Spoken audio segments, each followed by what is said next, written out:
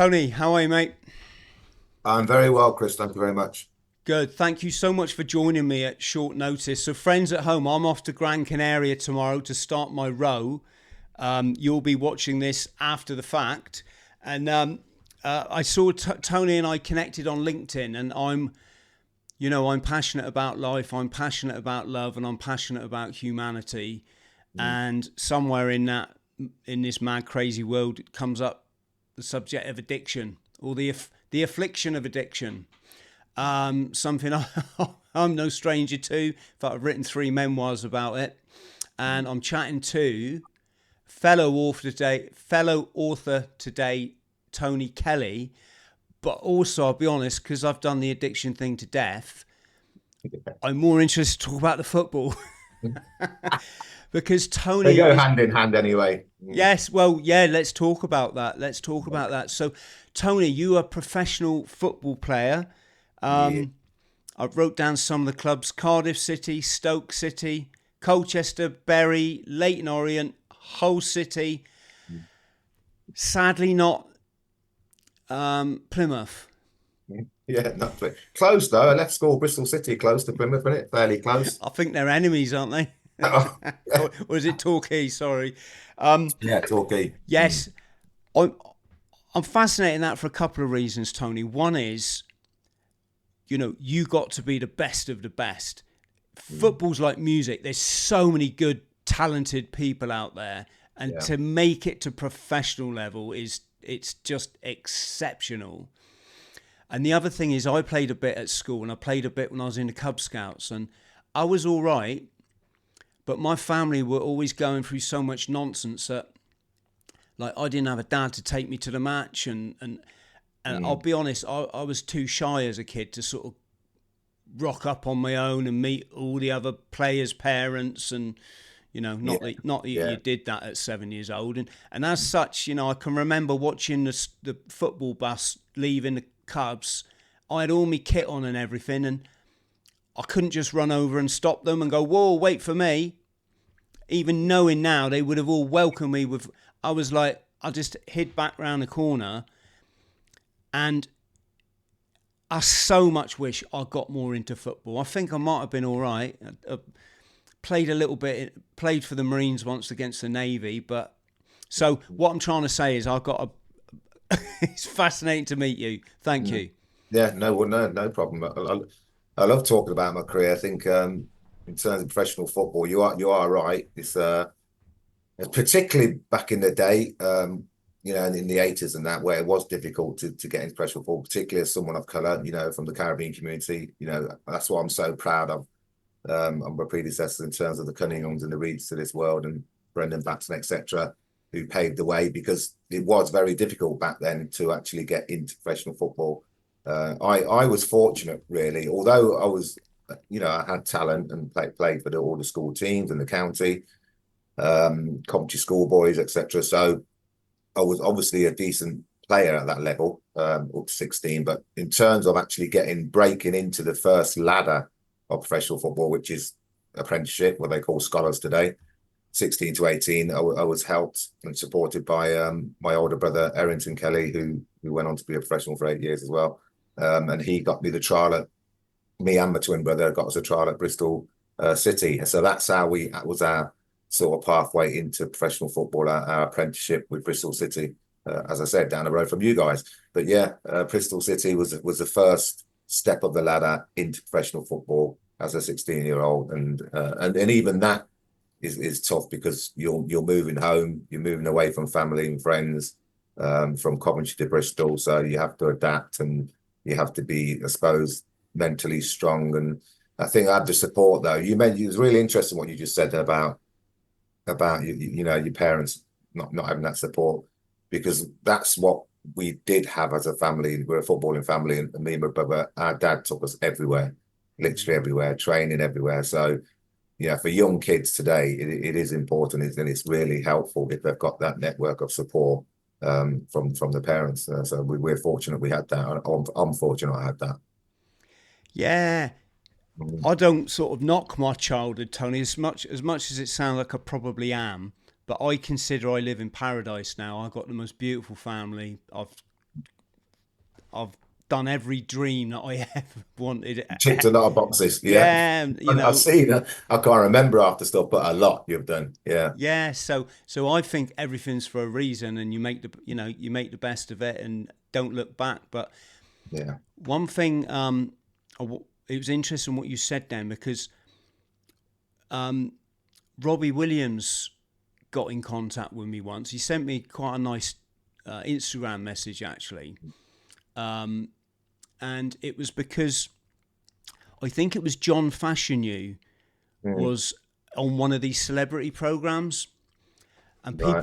people were giving him shit in the social media because when his brother, I think it was Justin, Justin, yeah. yeah, come out as gay, Yeah. John sort of like tried to Mm. put a lid on it. And Yeah. as everyone in, I was doing a live show actually. It was SAS Who Dares Wins, wasn't it? And I used to comment on that program while it was on live on YouTube, and some of the comments were coming in going, "Oh, well, he did this to his brother," and and I said, "You've got to understand what it was like for a black lad in this country in the 70s, which I grew up in. I remember how it was. Yeah. You know, Yeah. you're shunned by society. You're shunned by the white, not all the white community, Oh, but yeah. you know, massive racism, endemic racism in this country. As I think the Stephen Lawrence report found out or Yeah. came to the conclusion of, and to get ahead as a professional footballer and actually make it amongst your contemporaries and be respected and have your head, you know, above the parapet, and you make it there, and then suddenly your brother wants to come out as being gay, you know what that's going to do to a footballer, especially every time he goes on the pitch, all the crowds chanting, "Your brother's gay," and all. So, Yeah. you know, I wasn't trying to make a big thing. It was just a question that come up. And as I say, Robbie said your empathy is through the roof or something. But I just think it's being human. Well, I can't even imagine what that would have been like for Justin trying to keep that secret in. And obviously, maybe as much as the family and John wanted to support and help, it's just being in that position, knowing that, you know, the shame that's going to come upon the family, because that's just the way it was back then, you know. So yeah, that was a tough period for the whole family. But I've read one or two things, I've listened to a couple of documentaries, and I just think that, you know, there should have been more support for Justin. But yeah, tough. Absolutely, you know, absolutely. Well, let's not even go. I know what I would have done, but you know, it's easy to use hindsight in it. Yeah. So football then.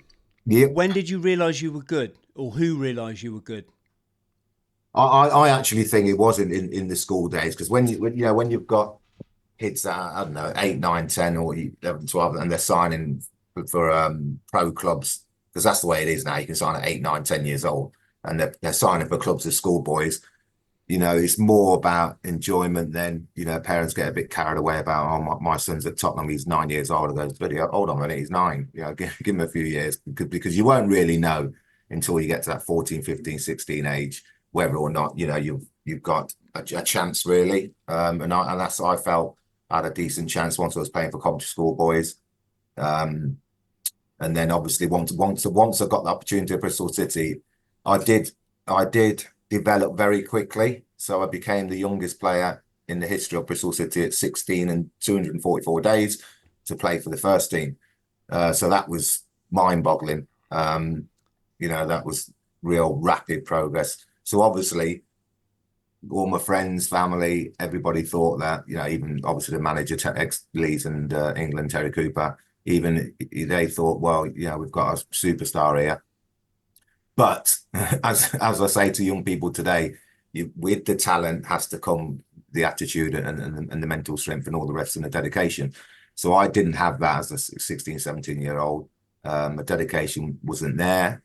Example would be, I would be, after making my debut at 16 and then playing 8 times, I think, in the first team during that 18-month period to 17 and a half, I was out with senior players of Bristol City who were 22 and 23, going to nightclubs, coming back at 3 in the morning. And remember, I'm in lodgings, I'm in digs, which are connected to the football club. So my report back to Terry Cooper from my landlady, Rose, would have been horrendous. And what's Tony up to? He's coming in at 3 in the morning. He's not even a professional. You know what I mean? So I didn't have the dedication, and I can hold my hands up and accept that. I can, that's fine. And got released 17 and a half with the tail between my legs and basically sent back to Coventry. But that's the reality. That's the reality of rejection for some young footballers, and it happened to me. And then it's a question of what do I do then? Then it's a question of, because I've got, can't mention names and all that, but I've got, friends who have with young sons, and I've got one or two family members that have sort of been at a position where they can progress into the game at a professional football club and had the rejection, but then, gone down a different pathway. So that could have happened to me because my friends were still the same and they were up to all sorts in Coventry. And it was a case of, am I going to go down that road? And I think what saved me from going down that road of where some of my peers went was the fact that my sister offered me to come and me and my twin brother, Mel, to come and live in Coventry, live in London. So we left Coventry 18 for a new start, to continue playing football, get a job, have basically a new life in London, get away from Coventry, get away from the racism, get them away from unemployment. So that's what saved me, because when I went to London, I signed for Dulwich Hamlet Football Club, which is a semi-professional football club, well-known semi-professional football club. And so I said to myself, right, I'm gonna just work my bollocks off basically for the next however long it takes, because I want to be a professional footballer. And I felt I was good enough. I've already had the grounding at Bristol City, so I've came to Dulwich with good pedigree. I've been coached, etc. So I knew I had a fair chance if I could, establish myself in the non-league circuit. And the non-league circuit's tough. Got a job, etc. Signed for Dulwich, and then the next 4 years, from 18 to 22, was spent. I call it the dirty side of non-league football. Coming home from work. Tuesday, Thursdays, you've got to go training. It's pissed out of rain, it's freezing cold, but you've got to, you're knackered, you're coming back from work, and then you've got to go out again and train 2 or 3 hours. So it is hard, the non-league circuit, part-time, but I thrived in it. And I went to Cheshunt and then Enfield Town, and then my last non-league football club before I turned pro was Stoke. So I was not Stoke, sorry, St Albans City in the Isthmian League. So I was very fortunate that one night we were playing Stevenage Borough, who are now obviously a professional club, but they were in the Isthmian League then. And Alan Ball, God bless him, came down to watch. And it's really interesting because I'm still friends with one of my teammates who on that particular night scored a hat-trick and we won 3-1, Lance Pedler. So we talk about it today in terms of why didn't Stoke take him? but obviously, as we know, scouts see different things, managers see different things. And he obviously saw something in me. I didn't think I played particularly that well. And I remember after the game thinking, because the St Albans manager told me that Stoke were coming down and one or two others. But I did get the phone call the next day from Graham Padden, God bless him. He's left us as well. He's assistant to Alan Ball. He just said, come down for a trial. And they did actually say a trial first, but I refused the trial because I'd already been to Watford and Southampton on a trial. So I decided I'm going to dig my feet in the next club that comes in. I want to be signing. So Alan Ball called back, I think it was probably about half an hour later. And then just said, look, just get your ass down to Victoria Ground tomorrow. We're going to talk about contract. And yeah, I remember telling the missus, and it's a bit surreal because I was a postman playing for St Albans, and then all of a sudden of this whirlwind of just your life change, basically your life changing, that I'm going to be going to Stoke in the second division of English football. And I just thought, wow, this is crazy. But yeah, and I remember getting to the ground, getting the train, getting to the ground, meeting Alan Ball, meeting the directors, and ironically, we'll come on to the gambling side shortly, but ironically, the chairman of Stoke City was no other than Mr. Peter Coates, who is the Coates family who own Bet365. You couldn't make it up. Anyway, yeah, so I signed with Alan Ball and obviously Peter Coates, the chairman. And yeah, and I remember his words when he took me out onto the pitch. through the tunnel onto the pitch, and just said to me that, right, now you're in the big time. And I'll never forget them words, because you know, when you look at a stadium, the whole 30 odd thousand, I thought, wow, this is crazy. Yeah, and that was the start of the journey of professional football. To 2.5 year. Yeah, so that was the start of the 2.5 year contract. But I remember, because I came from non-league football, I wasn't really aware about wages and different things you can get in your contracts. So John Mitchell, who is a colleague of George Best, they played at Fulham together. He was a director at St Albans, and he gave me a couple of tips and just said that, you know, when you get down there, make sure you get a signing on fee. Because obviously within football, I knew that players get signing on fees and all stuff. So yeah, I went from the 20 grand and I got my 20 grand signing on fee, which was a lot of money them days. Yeah. So that was the start of the whole professional football world. Mm. So can we talk about the racism, just to, you know, add a bit of context to this? Because I think we discussed, as we said earlier, and you know, it's my personal belief that a major driver of addiction is childhood trauma. I think, which everyone experiences, you know, on varying levels.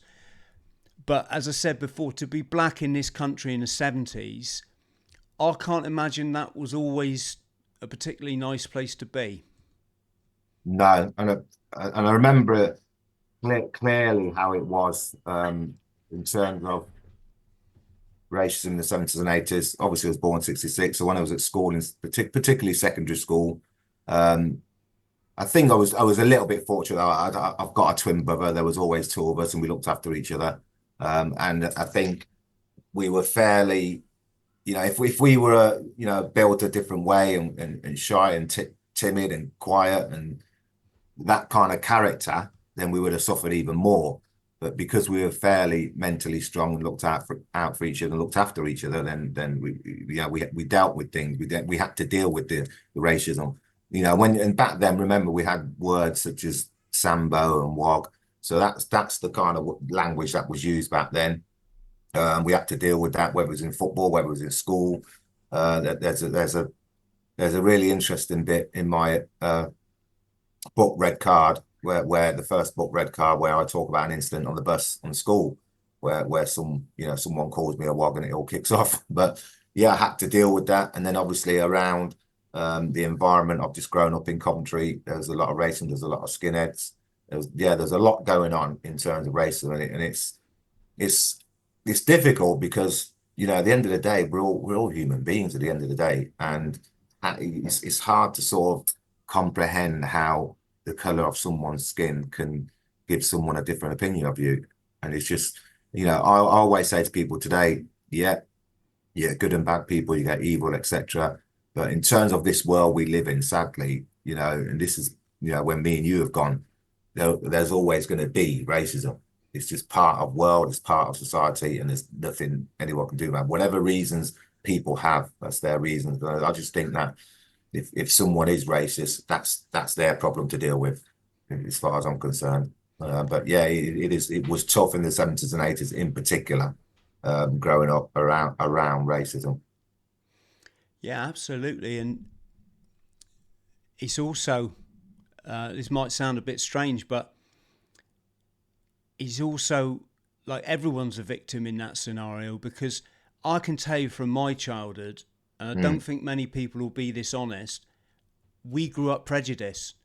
It was so deeply ingrained in us from, you know, even like the comedians on telly, and I'm not judging anyone. Yeah, I remember. Yeah. Know, I'm not judging anyone. I'm just saying that's how it was. I really remember that, yeah. The jokes we used to make from quite a young age, and we didn't think twice about it because we didn't know any better. And of course, as you get older and you get more worldly wise and you have good role models, you realise, oh shit, this fucking wrong. You know, it's so wrong. But I get what you were saying about you didn't realise what you did, because racism wasn't really talked about back then. You know, it wasn't really perceived as anything major. So for young people back in the 70s, you know, my schoolmates that were like 11 and that, you know, they're not understanding that this is racism, you know, because it wasn't really out in the public domain and talked about a lot. So that's why it's very strange. That's why it's really weird. I was in a shop the other day. It's happened probably 2, 3 times now where I've been in a shop and someone's talking and he'll turn around and goes, "Oh yeah, you know him, the coloured chap." And when I'm thinking, bloody hell, people still use that word coloured chap. And I couldn't believe it but obviously that's the older generation, because they, like you say, when they were like, in their teens and all that, that's what it was. Oh, the coloured boy. Yeah, because it's only over the last, I don't know, maybe 30 odd years, maybe more, that where, we're talked about as black people. But yeah, it's really weird hearing that term again, the coloured chap. Yeah. Yes, yes, it's a funny situation. I say to people, I think all my generation were programmed prejudice. That's like deep down ingrained. Yeah. But racist is if Mm. you act it out. It's Yeah. yes, no Mm. winners. There's no winners. Yeah. Yeah. Tony, let's come on to the addiction then, because this is quite prevalent in football. Yeah. I guess there's some connection there, although obviously it doesn't happen to everyone, and all the Premiership now and everything is quite well guarded, isn't it? They don't. Yeah. There's a lot going on. There's a lot going on in terms of, this correlation between professional football and gambling. The one thing I will say that it's nothing new. There's one or two things that are new, which we'll come on to in a minute. But in terms of generally, the relationship between gambling and football has always been there. And this is going back to the George Best and Stan Bowles days and all that, having their bets before the game and having a cigarette before the game. So it's been around for a long time. And my experiences in the 90s, so we're talking over 30 years ago, in terms of how normalized gambling was, because people use this word normalized a lot these days, and gambling has always been normalized for a long time. Yes, more so now because of the online gambling, etc. But I remember all the probably not, maybe not all, maybe 4 out of the 6, 7 clubs that I played for, you'd have 5 or 6 players that are love a bet, and on away games, whether it's away games or whether it's in a hotel if you're staying overnight, you'd have 5 or 6 players that are playing three-card brag. And I remember losing a lot of money, three-card brag, at the back of the coach. But the crazy thing about that, which really stands out for me, is that you would have coaches, managers, directors coming down to the bottom of the coach and joining in. So now you've got footballers gambling with directors and chairman and managers. Now imagine that today, which wouldn't happen, but that's how it was. That's exactly how it was. So it's so normal. It's unbelievable. Wasn't talked about an addiction or anything like that. It was just normal. So yeah, fast forward 30 odd years, we're now in a space where this relationship between football and gambling has taken a few new levels in terms of sponsorship and advertising. And that's where I think that we've got a few issues, because you've got hundreds of thousands of kids that are going to football matches on a Saturday that are exposed to gambling, whether it's through front of shirt sponsorship, whether it's through perimeter fencing, whether it's through stadia betting, whatever it is, they're exposed to gambling through the gambling sponsorship. So I think that's a big issue today. And I know there's a change in legislation for the 2026 season where Premier League clubs will not be allowed to have gambling sponsorship on the front of their shirt, like Betway or Bet365, whatever it is. But the caveat to that is that, which is crazy, they will be allowed to promote have a gambling sponsorship on their shirt sleeve as opposed to the front of shirt, which makes no sense to me whatsoever. But I understand, because I've been in this space for a while. I understand that this is obviously a profit-making business. So gambling operators, they spend a lot of money, and we're talking millions and millions and millions of pounds on gambling advertising. Obviously they're aware there's a huge market out there, but from my point of view, it's not going anywhere in terms of gambling. Gambling advertising not going anywhere. So my point of view, from Red Card's point of view, my organisation, is that we have to educate and we have to raise awareness and we have to let people know what gambling addiction looks like and what it feels like, in terms of, particularly with my lived experience and the team's lived experience. But in terms of football players today as well, I think it's kept under wraps a little bit. I think there's a hell of a lot of players out there that are struggling with gambling, but are not comfortable to come out and talk about it. I think it's the PFA and the FA need to do more. I think there's certain programs that need to be mandatory. So yeah, there's a lot more that needs to be done. We're doing a project with non-league football at the moment. We're on our 48th non-league football club at the moment, delivering gambling education awareness workshops. But I think that whole, sort of proactive system that could be put in place throughout the whole football league, the 92 football league clubs, could be from scholars to 18s to under 21s, under 23s, and put it across the board, mandatory, whether it's once, twice a year, to make sure that all players and young players are educated about gambling related harms. Because we know we get contacts from professional clubs, and we say, oh, I thought the FA, I thought the PFA were doing. No, we haven't done it for them. So we know it's not fully in place, and it has to be. So when did you realise your addiction was had taken hold and was obviously going to get worse? Well, that's the thing. Like you said, you've had your own personal issues with addiction, and addiction's a strange thing.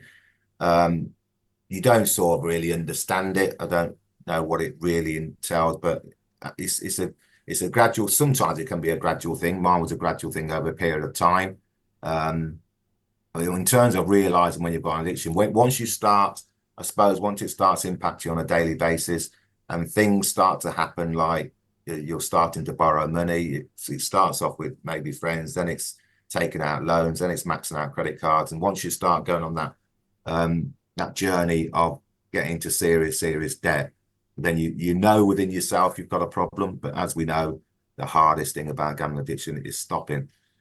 You're not going to wake up in the morning one day and say that, oh, I'm going to stop gambling, because it's already ingrained in you. It's part of your psyche now. We talk about the dopamine rush and the reward center. So it's an actual massive adrenaline rush and buzz. It's the crazy thing about gambling is that although it's harmful, people love it. The actual action of being at the races, or you're being in the bookies, or whatever it is, looking out for football results and all that stuff. The whole actual the action of actually gambling is enjoyable, which hence why hundreds of thousands of people love and enjoy having a bet. But the other side of it is how it can grip you and how it becomes an addiction and a compulsion when you can't stop. So most gambling addicts will come out or acknowledge they've got a problem, seek help, etc., and support once they've hit rock bottom. That's generally the case, and that's the case with me, because I suppose one of the biggest factors is the denial factor. Me personally, I think the biggest factor about a gambling addiction journey is that denial and shame factor, because when you're losing X amount of money and you can't go out with your friends and you're cancelling holidays and you're lying to your missus and you're letting your kids down, Christmas presents, birthday presents, and all these things that come along that journey, the denial factor of actually telling people what's really going on is massive, because it's the shame is just huge, the shame and the guilt. So I couldn't tell everybody and anybody about exactly what's going on. And how bad did it get? Because I saw in your biography, some in the region of 500,000. Yeah, so over a 9-year period of professional football, wages wise surpassed that. And then obviously I lost my 2 houses, one in Coventry and one in Stoke-on-Trent. They were repossessed. So this is when we're getting deep into the impact of gambling. So whether that's the breakdown of my relationship, which was 20 years with my daughter's mum, because there's only so many lies and deceit and trust that they will take. So that eventually broke down. And obviously, the 2 houses. If I didn't have a family support network, then I would have ended up homeless, because obviously I had nowhere to go, but I had family to support me. And then the bankruptcy was £192,000, and that was approximately 32 creditors in 2009. And I suppose the bankruptcy was possibly the start of the recovery, but not the exact start, but the start, because obviously that £192,000 debt was wiped out. Obviously, there's long-term impact in terms of staying on your credit file and not being able to, if people go for a job or credit, have you ever been declared bankrupt? That question will be there. So it has a long-term impact, but short-term, mentally, in terms of stress and relief, getting rid of that £192,000 debt without bailiffs and letters and phone calls and all the rest of it, which is very, very stressful. Yeah, that was the start of getting going bankrupt in 2009. Were you married at this time? I wasn't married. I was just living with the partner. But yeah, I wasn't married. But by 2009, that was at the time where the relationship was just about to end. And it's a strange year, the 2009, 2010, because I was at the sort of height of the addiction. The relationship was just breaking down. Obviously, I've come out of professional football now. I'm working at Network Rail. And just 2 minutes, I want to share this with you because it's really part of my recovery journey. And that is, I was at Network Rail in Dollis Hill, North London, as a signaller, working in a signal box alone.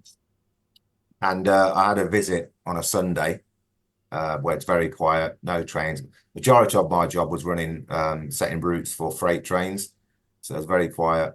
And I had a knock on the door, and it was someone I didn't recognise. I've been there nearly 10 years, from year 2000. And it was a local Network Rail chaplain. So I said to him, he's introduced himself and asked for ID, gave me his ID, and he had a brand new Bible with him. And I sort of was taken aback. I thought, well, I've been here nearly 10 years and I've never had a visit from a Network Rail chaplain. So he said, well, your signal box has come up as a regional visit. So I thought, well, he's got his ID, fine. It's nice and quiet, we can have a chat. Now, when we sat down and spoke, one of the first things he done is wrote out what we call now a salvation prayer, which I've still got today. And we talked about life and where I am. And obviously, at that point, my life is a bit of a mess. So we talked in detail about the relationship, about the gambling and everything that's going on. It was a couple of hours chat, left with a brand new Bible, left with the salvation prayer. But when he left, it wasn't a case of, oh, things are going to change now, I'm going to regain my faith and blah, blah, and everything's going to be rosy. That wasn't the case. But what it was, it made me think, and it gave me a little bit of hope. I started to read a few Psalms and things within the Bible, and slowly regaining my faith, because I was I've thought of myself as being someone that's religious through my mum and dad, but went away from that. So the next, just to fast forward from that moment to 2017, at the bottom of that prayer that I've still got today on an A4 paper that he wrote, it said, now arranged to be baptized. And so it took 7 years to June the 27th, 2017, when I got baptized in Enfield Church. So I just think to myself, that visit is what I call intervention, and God divine intervention, because it's a question of, how did I get from that point to 2017, getting baptized in that Enfield St. George's Church, and regaining my faith and having a strong relationship with God that has enabled me to be the person I am, and to build things that have happened in my life and doors that have happened. It's just been a complete transformation for the last 7, 8, 9 years. And it's hard to explain that. I never thought I'd be a CEO or an author. All these things wasn't in the plan, or I didn't know what I was going to do after football, etc. And after the recovery of gambling, but here I am. And I'll just say, Chris, that 2009 intervention stroke with the Network Rail chaplain, the next 4 years, yes, I was still gambling a bit, but maybe not excessively. But it really came about in terms of the turnaround, in terms of the start of the recovery in 2013, when I put my story to print with Red Card. Again, don't know where it came from, but at the end of the day, I wrote A4 paper, biro, no laptop, no ghostwriting, none of that nonsense, basically. And then 18 months later, I had this manuscript. It was a biography about growing up 9-year-old, as you said, wanted to be a footballer, going through the racism, having a rejection of Bristol City, turning professional, gambling addiction, and recovery. So we made into a biography, came out 2014 on Amazon. But with that, I had a media agent who then got me onto BBC Breakfast. Now, that was the start, because when I went on BBC Breakfast on YouTube, Tony Kelly on BBC Breakfast on the old red sofa, that was the start, because I'm now owning my addiction. I'm now accepting it. I'm now acknowledging it. all family and friends are going to know, nation's going to know. And I sat on that red sofa for 8 minutes, and yeah, and that was the start, because what I realized after that was that I am not alone. That's the biggest thing I realized, because the feedback in terms of phone calls and emails, etc., then I realized this gambling addiction is massive, and how much it resonates with so many people. Because yeah, that really opened my eyes, and then that's when I decided to, set up Red Card Gambling Sport Project on the back of that. And yeah, so that's what we've been doing the last 10 years. Yes, Tony, I just want to give Andy a shout out. Andy Galley was a former, I think Ali was a I sub, know, I know, Gally. yeah, he's a former submariner in the Royal Navy. Oh, sorry, I thought he was on about a footballer, Gally. Oh, Okay. no, no. Well, I mean, I don't know what his game's like, but no, Tony, he came on the show. Andy, he does a lot. He's in service now too. He does a lot of work to support people who've been struggling. Yeah. But I just want to give Andy a shout out. We did a cracking podcast together, and he told me one night. I think he did 100 grand in one night. Wow. He said he had a big win, and it was there in his credit account on the gambling site or whatever. And he said by morning, he didn't even keep the money, that he needed to like pay the mortgage and all that. It's just a horrible, horrible experience. But Yeah. this is the thing, though, isn't it? We both been through the mill a bit, but we're both in service to others now. Yeah. Yeah. And if I understand the Bible correctly, that's all you should be in life. And there'll be a lot of people that probably judge. Yeah. And the question is, are they really in service? Well, they're not, are they? So Yeah. it's a funny old life that Yeah. God puts us through the mill, and we come out as, I don't know if better people is the right word, but, Yeah. I think as human beings, I think I'm personally a better person than I was, in terms of, I call myself in the book an egotistical arsehole. So obviously for me, it was all about ego, it was all about fame, it was all about adulation and all that kind of stuff. But today, like you said, the rewarding part, I'm sure it's the same for you, but the rewarding part for me is the fact that, I am actually supporting and helping others through the work that I do. And it's very rewarding when I leave a workshop or a school or whatever, knowing that, hopefully those young lads are not going to go on my journey, because they're now aware of what can happen. So yeah, as the Bible says, love thy neighbor. Yeah, and that's what we've got to try and do. We've got to try and love each other more. There's not enough love in the world. yes, exactly. Tell us then. So Red Card. Yeah. How can you? So people watching this now that are struggling, how can you support them?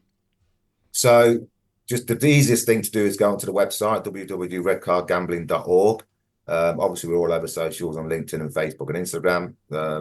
They can phone me directly in the office. They can email me for a conversation. And the support can be anything from a one-to-one consultation, and that could be an individual or a parent or a brother or sister, or it could be that an organisation wants a workshop for their young people or parents or whatever group it may be, because we deliver to adults and young people across the country. So it doesn't matter where you are in England, we will come out and deliver our workshop. So all kinds of different support that we offer. Yes, and so here's the thing, right? We've still got this situation where people won't come forward because they think they're going to be judged or whatever. Yeah. And I guess we can say, Tony, can't we? You're not going through anything that so many other people haven't. Everyone has some sort of challenge in life. Let's stop pretending that, that some people do and some don't. Yeah. And it's the same with a football team, and it's the same, I was in the military. If you've got something you need support with to get your A game up, you got to speak out to your team and say, I'm struggling a bit here. That's what makes you a good footballer. That's what makes you a good soldier. The person that kind of hides it inside is kind of being a weakest link. And I know I'm not judging it because I know what it's like. So I'd say, Tony, wouldn't you, to anyone struggling, just, take the first step today, speak to someone. Yeah. I think that's the most important thing. And I know it's difficult, and it's not as easy as it sounds in terms of opening up about something, something particularly, that's so delicate, and maybe the guilt and shame that's attached to that. But that someone doesn't have to be, it can be a third party, it can be a colleague at work, or a manager. It doesn't have to be a family member, but someone that you can trust and, feel comfortable talking to. But the most important thing, that before something spirals out of control, that's when you've got to talk to someone, before it spirals out of control. Some people might be gambling and losing money, and they haven't got to the stage where they're going to get the house repossessed yet. But the one thing I would say, think about those around you as well, because we call them affected others. Think about who else your gambling is impacting, whether it's your children, whether it's your partner. Think about that, and then say to yourself, right, okay, we could end up losing the house here or whatever. So, and then, yeah, talk to somebody, whether it's us at Red Card, whether it's a friend, whether it's a work colleague, a manager, whoever the case may be. Speak to somebody.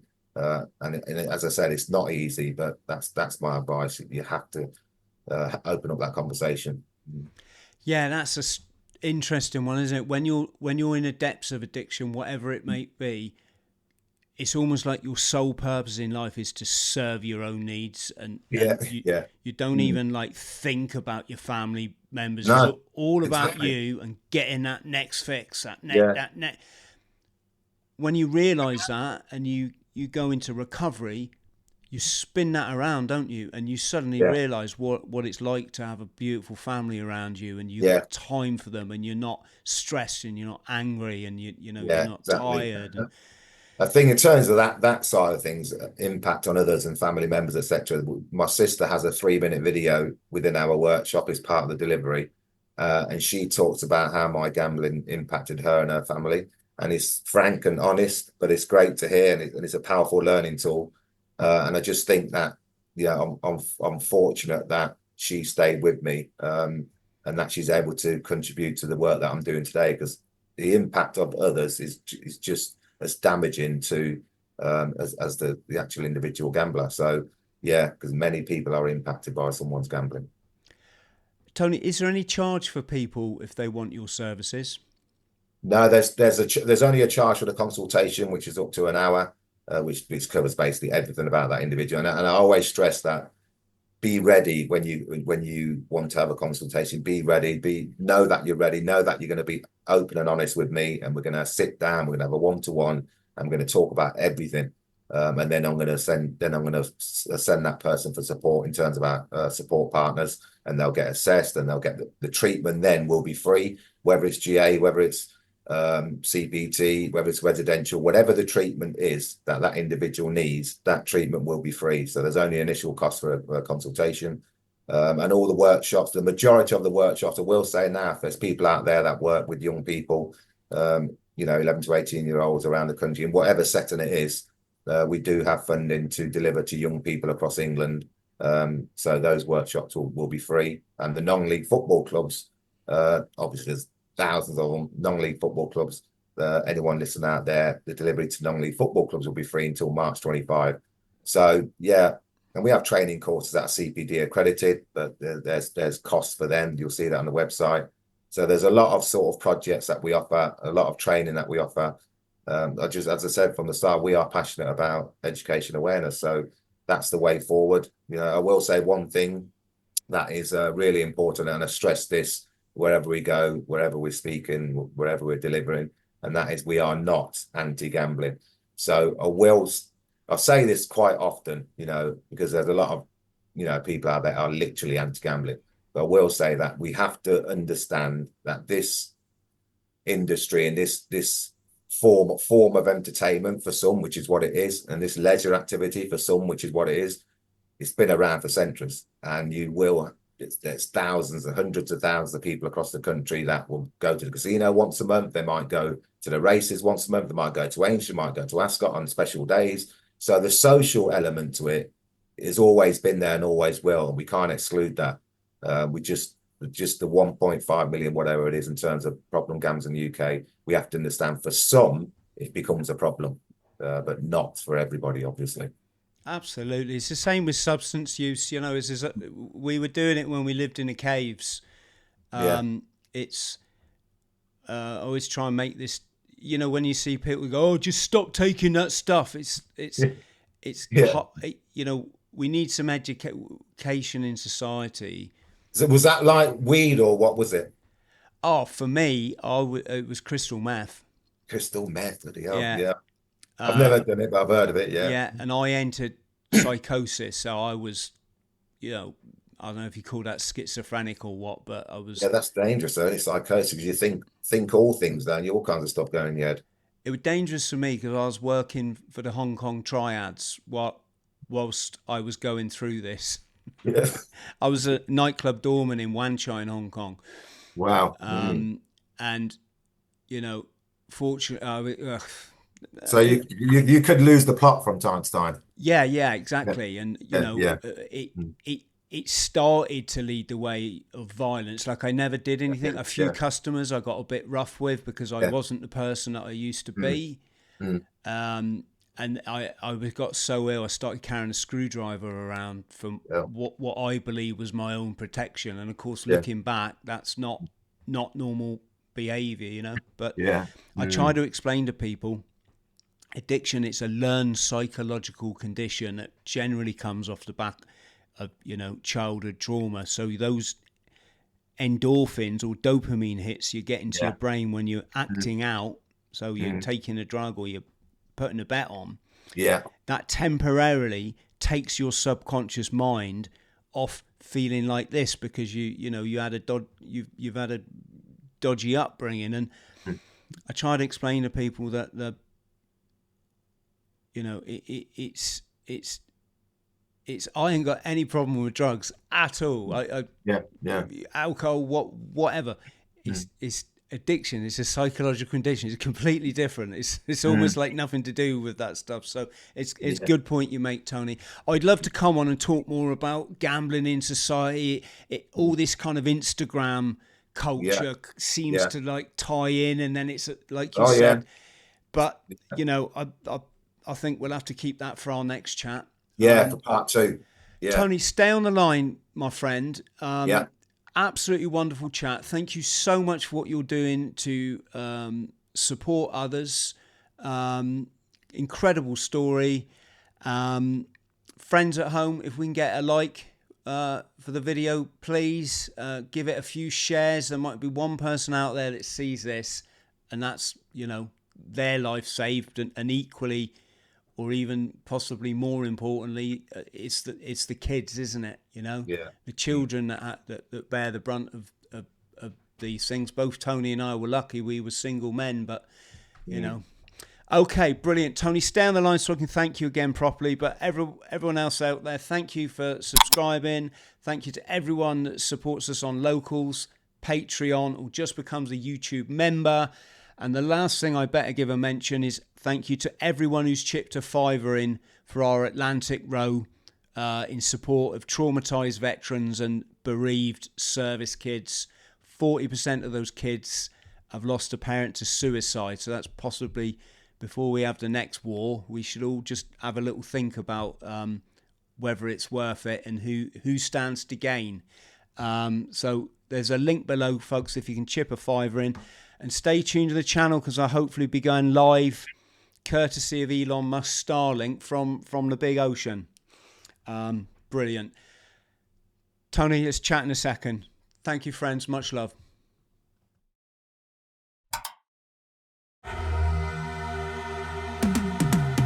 Cause I've been living life